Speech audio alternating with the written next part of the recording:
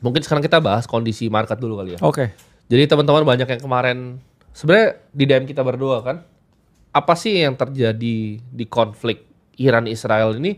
Jawabannya kita bukan expert di bidang geopolitik ya, tapi kita analis makro, kita melihat yang pertama ada spike besar di oil ya bro ya. Ya. Tapi paling signifikan kita lihat di gold. Jadi mungkin Bro Kakak bisa bantu share screen untuk melihat analisa gold sedikit kali ya bro ya. Yes.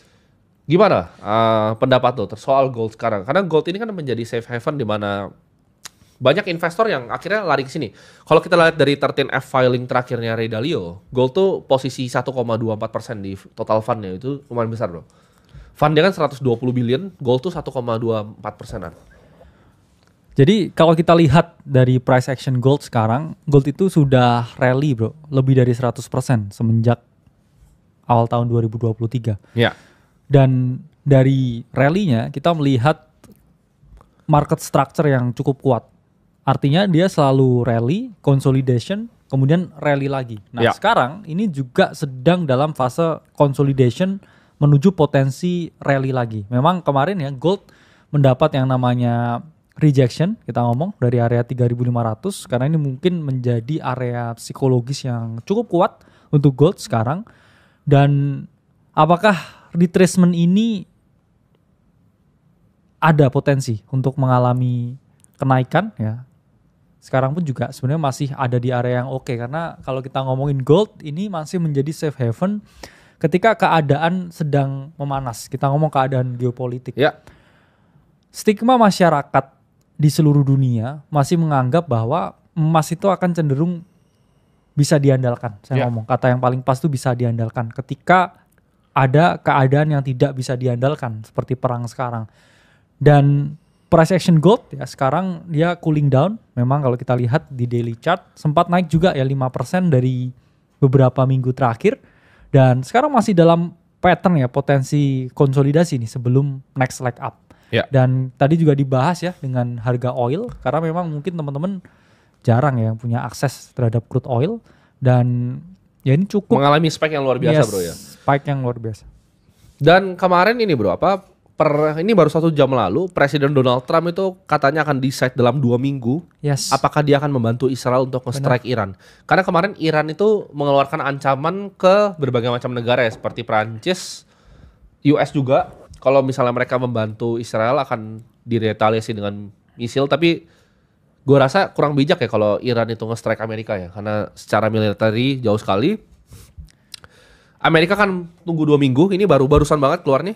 According to White House spokeswoman Caroline Leavitt, Trump akan decide antara nge-strike atau enggak. Jadi Israel hari ini lagi nge-hit beberapa site nuklir juga bro di Iran.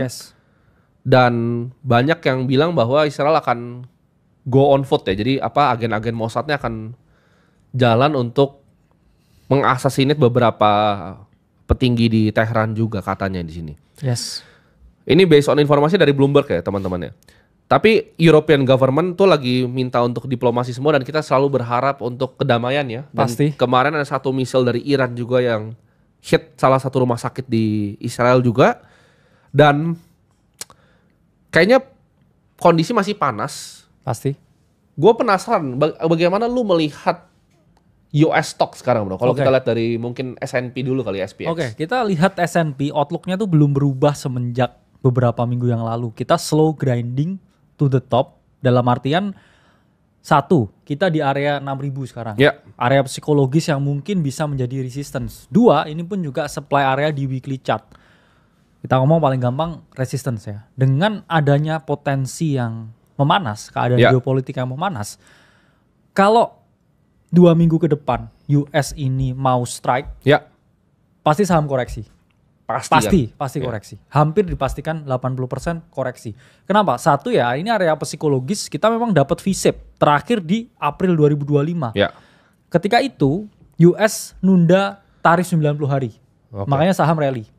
Tapi sekarang ketika tarif ini juga masih mengambang plus ditambah ketidakpastian juga dari keadaan makro, ditambah lagi Fed kemarin juga tidak memotong suku bunga. Jadi di stall dulu suku bunganya. Besar kemungkinan ya, kalau kita lihat dari SPX, bahkan juga berbagai indeks yang ada, kita ngomong ada di resistance sekarang. Oke. Ini ada satu berita yang menarik juga bro, di mana SoftBank itu akan nge-pitch 1 triliun US dollar AI hub ke Taiwan Semiconductor bro. Coba kita lihat TSMC dari segi chartnya. Ini dia akan running di Arizona nanti ya. Jadi buat manufacture robot sama juga artificial intelligence. Ya. Apakah ada pergerakan yang signifikan menurut lo dari price actionnya sendiri? Oke. TSMC.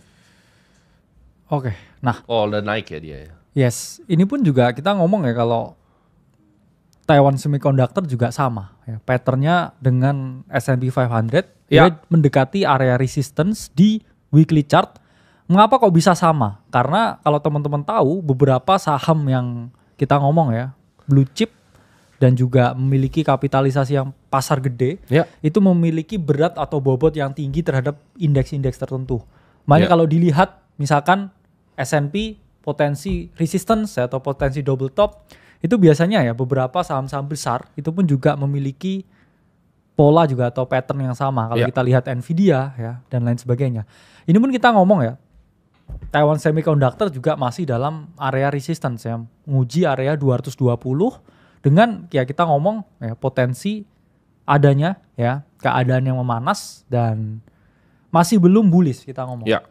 Belum bullish dalam artian US stock market saat ini ada di tahap yang kita mau mengambang ya dengan keadaan yang memanas, Fed juga belum rate cut dan semua sama ya, outlook sahamnya tuh semua sama. Mereka mendekati slow grinding to the top. Ya. Dan di sini teman-teman kita lihat bahwa di saat kondisi seperti ini ada bagusnya untuk kita memiliki beberapa aset kelas yang uncorrelated ya bro ya. Setuju. Seperti gold, seperti mungkin stocks di emerging market, karena kalau kalian heavy di US juga tidak ada factor tilt ke emerging marketnya. US ini pasti turun, gue setuju dengan bro kakak. S&P itu pasti akan mengalami koreksi kalau sampai 2 minggu lagi dia jadi hit pasti Iran. Ya almost a certainty. Itulah kenapa ya kita nyaranin ya bukan saran ya. Kita kasih outlook ke teman-teman untuk lebih hati-hati dengan aset berisiko karena apapun itu hasilnya dia akan terdampak lebih kuat. Betul. Dibandingkan dengan ya kita ngomong ya aset-aset safe haven seperti gold. Betul.